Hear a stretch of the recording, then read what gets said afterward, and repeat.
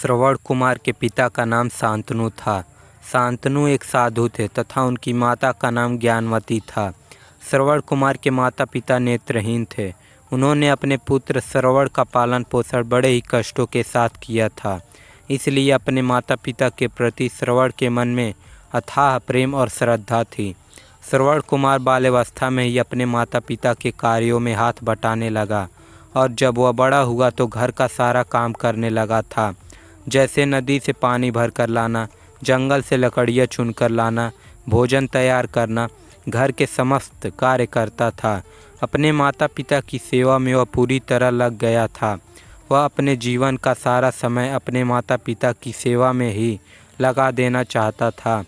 श्रवण कुमार विवाह के योग्य हुए थे। उनके माता पिता ने उनका विवाह एक स्त्री के साथ करवा दिया, परंतु जिस स्त्री से उनका विवाह हुआ था वह स्त्री उनके नेत्रहीन माता पिता को बोझ मानती थी।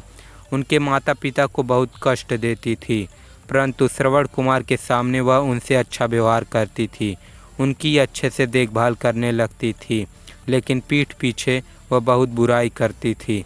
जब इस बात की भनक श्रवण कुमार को लगी तो उन्होंने अपने पत्नी को बहुत ही डांटा, जिसके कारण उनकी पत्नी रुष्ट हो गई और वह अपने पिता के घर चली गई। वह कभी लौटकर नहीं आई। पत्नी के जाने के बाद श्रवण ने अपने माता पिता की सेवा को ही अपना धर्म समझा, उनके दुख को ही अपना दुख समझा, उनके दर्द को अपना दर्द समझने लगा था। उसने अपने माता पिता को कभी दुख नहीं पहुंचने दिया।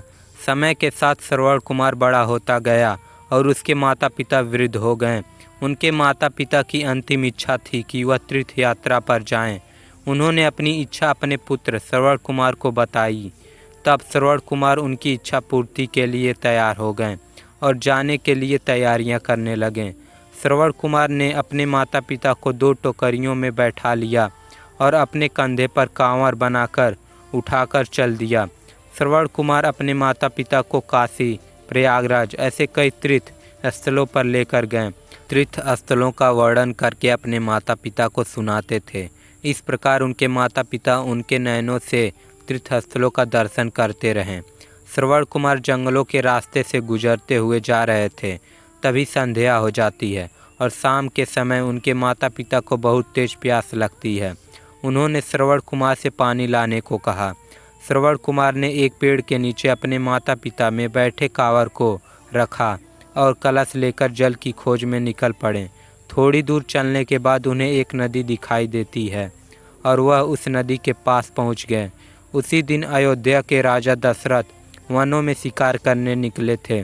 दिन भर इधर उधर घूमने के बाद, जंगलों में भटकने के बाद में कोई शिकारी नहीं मिला और वह घर की ओर प्रस्थान करने ही लगे थे कि उन्हें नदी के तट पर आहट सुनाई देती है।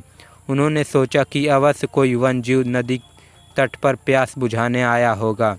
राजा दशरथ नदी की ओर बढ़े और एक पेड़ के नीचे रुककर शब्द भेदी बाण चला दिया।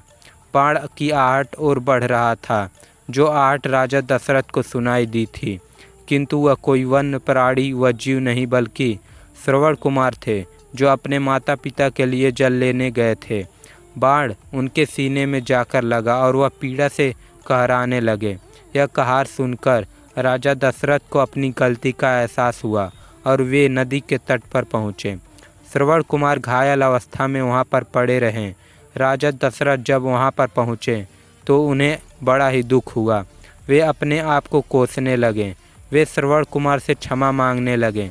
तब श्रवण कुमार ने कहा, हे राजन, मुझे अपनी मृत्यु का कोई दुख नहीं है। दुख है तो मुझे अपने माता पिता की इच्छा का है, जो मैं पूरा नहीं कर पाया। मैं उन्हें समस्त तीर्थों की यात्रा ना करा सका और वह इस समय प्यास से व्याकुल हैं। मैं उन्हें पानी ना पिला सका। हे राजन, कृपया इस कलश को लेकर जाइए और मेरे माता पिता की प्यास बुझा दीजिए। इतना कहकर श्रवण कुमार ने अपना प्राण त्याग दिए।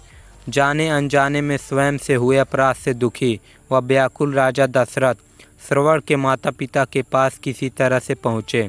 श्रवण कुमार के माता पिता देख तो नहीं सकते थे, लेकिन वह चरणों की आहट सुनकर जान जाते थे कि उनका पुत्र श्रवण कुमार है, लेकिन इस बार श्रवण कुमार नहीं है।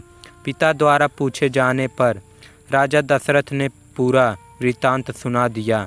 अपने पुत्र की मृत्यु का समाचार सुनकर माता पिता जोर जोर से विलाप करने लगे और उन्होंने राजा दशरथ को श्राप दिया कि तुम भी पुत्र वियोग भोगोगे और तड़प तड़प के अपने प्राण त्याग दोगे।